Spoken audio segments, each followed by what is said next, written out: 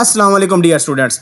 आज की इस वीडियो में बात करेंगे फास्ट यूनिवर्सिटी की सेकंड मेरिट लिस्ट के बारे में और फर्स्ट और सेकंड मेरिट लिस्ट का कंपैरिजन भी करेंगे। लेकिन एक दो पॉइंट बहुत इंपॉर्टेंट है, ये आपने लाजमी सुनने हैं, उसके बाद आपने मेरिट लिस्ट को देखना है।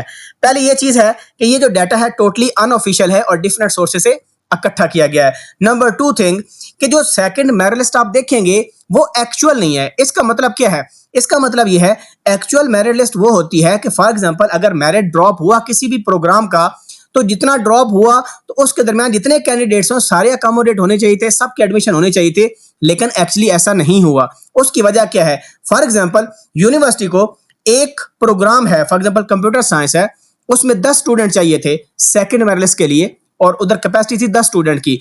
तो यूनिवर्सिटी ने जब एक नंबर ड्रॉप किया तो हो सकता है उसमें 100 स्टूडेंट अकोमोडेट हो रहा हो। तो जिन 10 स्टूडेंट्स ने पहले पहले चलान फिल करके डिपॉजिट कर लिया, तो जिन 10 स्टूडेंट ने सबसे पहले चलान को डाउनलोड करके डिपॉजिट कर दिया, उनका एडमिशन हो गया। और फर्दर क्या हुआ कि बाकी स्टूडेंट्स जिनकी 8 अगस्त की डेट शो हो रही थी चलान फॉर्म पर, जब उन्होंने चलान पे किया तो नो रिकॉर्ड फाउंड, या ये है कि सीट सारी फिल हो गई। तो इस वजह से काफी लोगों को दिक्कत का सामना करना पड़ा है। इसमें यूनिवर्सिटी का भी कोई कसूर नहीं है, क्योंकि यूनिवर्सिटी को जितनी सीट चाहिए थी वो फर्स्ट कम फर्स्ट सर्व के बेसिस पर कंप्लीट हो गई। तो मैंने काफी फैमिलीज को परेशान देखा कि उनके पास वैलिड चालान था, वो फीस डिपॉजिट करने के लिए आए लेकिन वो फीस डिपॉजिट नहीं कर पाए, यानी वो सीट सिक्योर नहीं कर पाए क्योंकि ऑलरेडी सीट्स फिल हो चुकी थी। अब हम आते हैं अपने पॉइंट पर। तो ये पेशावर का कैंपस का मेरिट है, फर्स्ट मेरिट लिस्ट ये है, सेकंड मेरिट लिस्ट ये है, और ये एनटीएस की बेस पर मेरिट है जो कि सेकंड मेरिट लिस्ट में अपडेट नहीं हुआ। तो ये आप चेंजेस देख सकते हैं। उसके बाद अगर हम सीएफडी कैंपस में आए तो ये फर्स्ट एनयू मेरिट लिस्ट है, ये सेकंड है, और ये एनटीएस की बेस पर मेरिट लिस्ट है। इसी तरह अगर कराची कैंपस में आए तो यहां पर आप कंपैरिजन कर सकते हैं डिफरेंट प्रोग्राम्स का। और उसके बाद ये लाहौर का डाटा है, फर्स्ट मेरिट लिस्ट का, सेकंड का, और ये एनटीएस की बेस पर।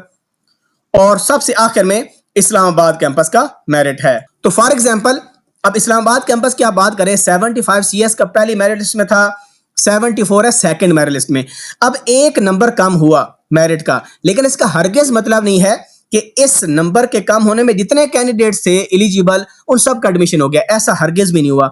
जितनी सीट्स अवेलेबल थी जो पहले फिल हो गई, उसके बाद एडमिशन क्लोज हो गया उन स्टूडेंट्स के लिए। हाँ, अब क्या हो सकता था या हो रहा है कि जो स्टूडेंट्स अब यूनिवर्सिटी छोड़ के जा रहे हैं ड्यू टू एनी रीजन, तो उनकी जो सीट्स खाली हैं, मे बी यूनिवर्सिटी जो वेटिंग में कैंडिडेट्स हैं उनको कॉल करके एडजस्ट कर ले। अगर वो यूनिवर्सिटी समझती है कि यहाँ पर जगह खाली हुई है और कैपेसिटी है, तो वो खुद ही कैंडिडेट्स को कॉल कर सकती है जो कि वेटिंग में हैं, जो पहले वेट कर रहे थे या जिनका एडमिशन पहले नहीं हुआ। तो ये पॉइंट बताना बहुत इंपॉर्टेंट था कि ये एक्चुअल सेकंड मेरिट लिस्ट बिल्कुल भी नहीं है, क्योंकि इसमें सब स्टूडेंट्स का एडमिशन नहीं हो सका जो कि वेट कर रहे थे या जो एक प्रोग्राम से दूसरे प्रोग्राम में ट्रांसफर भी होना चाह रहे थे, तो उन सब स्टूडेंट्स को भी अकोमोडेट नहीं किया जा सका। ठीक है, तो ये बताना इंपॉर्टेंट था। वीडियो आपको पसंद आई तो उसको लाइक कीजिएगा, मुझे दुआ में याद रखें। Thank you very much. Allah हाफिज़।